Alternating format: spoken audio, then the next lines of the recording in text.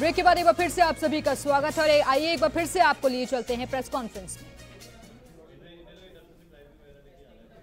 मील का पत्थर साबित होगा। देश के अंदर पहली बार टैक्स फ्री इनकम को दुगना करने का जो निर्णय हुआ है, यानी 2.5 लाख से बढ़कर जो 5 लाख का स्लैब हुआ है, और जिसके अंदर निवेश अगर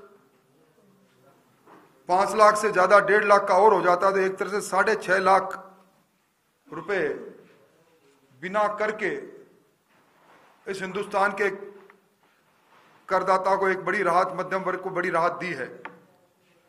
राजस्थान के अंदर कुल 28 लाख करदाता है, टैक्स पेयर है। 18 लाख करदाताओं को राजस्थान के अंदर ये जो कर सीमा दुगनी की गई है उसका लाभ मिलेगा।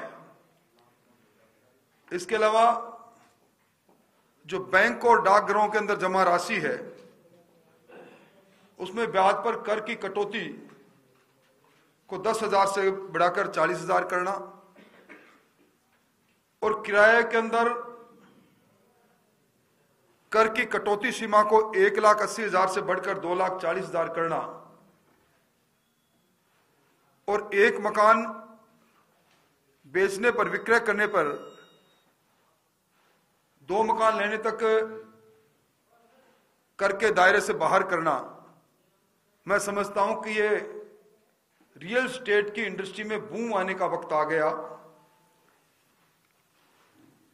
एक राजस्थान को इस बार केंद्रीय करों के अंदर जो हमारा हिस्सा है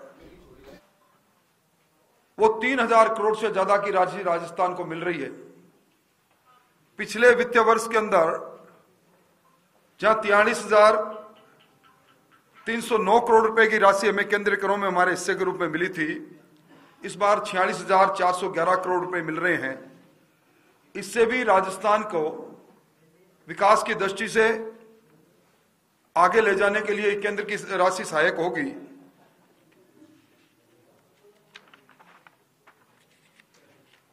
माने बजट के अंदर प्रधानमंत्री श्रम योगी मानधन योजना असंगठित क्षेत्र में काम करने वाले 10 करोड़ लोगों को एक तरह से इस योजना से एक सुरक्षा कवच देने का काम, 3,000 रुपए मासिक पेंशन देने का काम भूतो न भविष्यत है।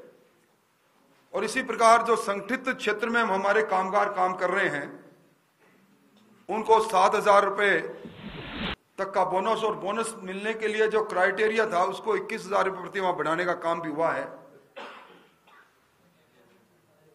और राजस्थान के अंदर ये जो अभी 2 करोड़ प्रधानमंत्री मातृ वंदना योजना के अंदर जो मुफ्त में गैस कनेक्शन मिलेंगे, इससे भी राजस्थान को बहुत बड़ा लाभ होगा। ये पहली सरकार जिसने 22 फसलों के न्यूनतम मूल्य यानी लागत से 1.5 गुना करने का ऐतिहासिक निर्णय लिया।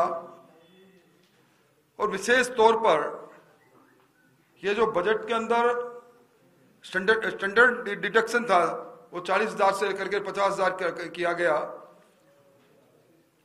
और गौ संवर्धन के लिए